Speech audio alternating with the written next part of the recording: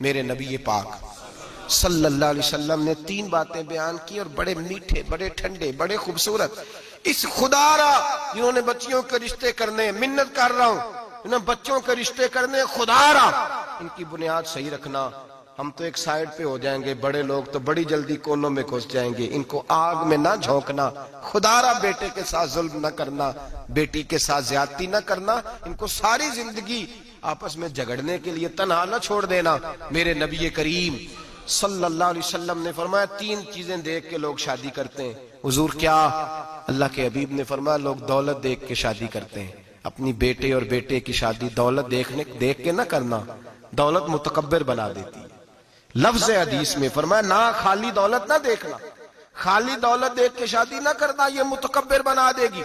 اور جو بی دولت لے کے آئے گی، جب وہ خامد کو عزت نہیں دے رہی تو خامد کی ماں کا تو دوسرا حصہ ہے، خامد کے باپ کا تو تیسرا درجہ ہے، اس کے بہن بھائیوں کا تو چوتھا درجہ ہے. تو بھائی جو خامد کو ہی سمجھتی ہے کہ یہ تو میری دولت کے پیچھے آیا ہے تو کسی اور کو کس نظر سے وہ دیکھے گی؟ میرے نبی کریم علیہ السلام نے فرمایا لوگ چہرے کی ظاہری خوبصورتی دیکھ کے شادی کرتے ہیں، ظاہری خوبصورتی دیکھ کے، خالی حسن دیکھ کے شادی نہ کرنا، یہ تو سرکش بنا دیتا ہے.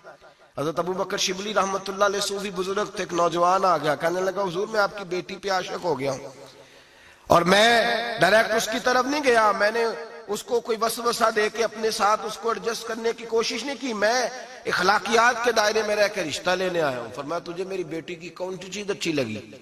نوجوان کہنے لگا خوبصورت بڑی ہے. آپ نے فرمایا ٹھیک ہے تو 1 مہینے کے بعد آنا، میں تیرا رشتہ کر دوں گا. حضرت نے اس کو دوائی کھلائی، بچی کو دست آنے لگے، پخانے لگ گئے. 1 مہینہ سارا وہ پخانے کرتی رہی. وہ جو پخانہ کرتی تو ایک مٹکے میں گھڑے میں سنبھال دیتے. 1 مہینے کے بعد وہ نوجوان آیا، اس نے دیکھا کہ اس کی آنکھوں کے نیچے سیاہیاں پڑ گئی ہیں، رنگ بدل گیا ہے، کمزور ہو گئی ہے، ہاتھ کانپتے، ہڈیوں کا گٹھا بن کے لگی ہوئی ہے. فرمایا آجا میں تیار ہوں. پردہ ہٹایا کہ جی میری بیٹی ہے شادی. کہنے لگا میں نے تو نہیں اس سے شادی کرنی. کہا تو کہتا تھا عشق ہو گیا ہے، پیار ہو گیا ہے. تو اس نے کہا صاحب میں تو اس کی خوبصورتی سے پیار کرتا تھا. تو آپ نے فرمایا اگر شادی کے بعد میری بیٹی بیمار ہو جاتی، اگر نکاح کے بعد اس کے حالات بگڑ جاتے تو کیا کرتا؟ آپ نے فرمایا ادھر آ میں تجھے بتاؤں تجھے پیار کس چیز کے ساتھ تھا.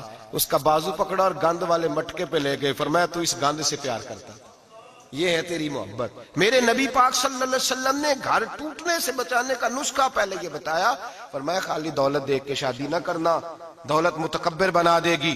اور خالی حسن دیکھ کے شادی نہ کرنا، حسن آدمی کو سرکش بنا دیتا ہے. حضور کیا دیکھیں؟ فرمایا دین دیکھ کے شادی کرنا، اللہ تمہارے لیے برکت پیدا فرما دے گا. دین دیکھ کے نکاح کرو، دین دیکھ کے نکاح کرو. محبوبہ یہ دین والا لفظ کس کے لیے ہے؟ فرمایا ادھر آؤ، کائنات میں اگر اللہ نے سب سے شان والی بیٹی دی ہے تو مجھے دی ہے، اور میں اس علی کو دے رہا ہوں جس کا مکان بھی کوئی نہیں، کاروبار بھی کوئی نہیں، جس علی کا بظاہر کوئی بینک بیلنس نہیں، کوئی مربع نہیں، کوئی شے نہیں. حضور علی کے پاس کیا ہے؟ فرمایا میرا علی عشاء کے بعد قرآن شروع کرتا ہے تو فجر سے پہلے ختم کر دیتا ہے.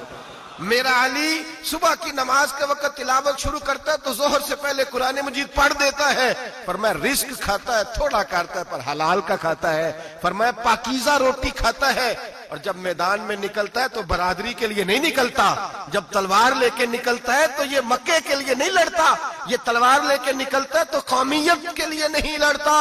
محبوب کس لیے لڑتا ہے؟ فرمایا یا خدا کے لیے لڑتا ہے یا محمد مصطفیٰ کے لیے لڑتا ہے. اس کی تلواریں پاکیزہ، نظریات پاکیزہ. دیکھو میں بیٹی کا نکاح کہاں کر رہا ہوں. میرے بھائی تو نے رشتے کی بنیاد ٹھیک نہیں رکھی تو یہ ٹوٹ گیا. لیکن ہاں آپ کہتے ہیں مصری صاحب آپ نے نیچے جو ہے نا وہ بنیاد، اس کی بیس جو تھی، نیند جو تھی وہ صحیح نہیں تھی تو دیوار گر گئی. جب بنیادی حسن تھا تو مان پڑ گیا، ختم ہو گیا معاملہ. جب بنیادی دولت تھی تو کب تک لالچ پورا ہوگا، کب تک آپ دیں گے؟ دین اللہ کرے ایسے لوگ بھی ملے جو کہیں پہلے پوچھ لینا بچہ نمازی ہے کہ نہیں. اللہ کرے کہ رشتے ڈھونڈتے وقت یہ کوئی پوچھنے لگ جائے.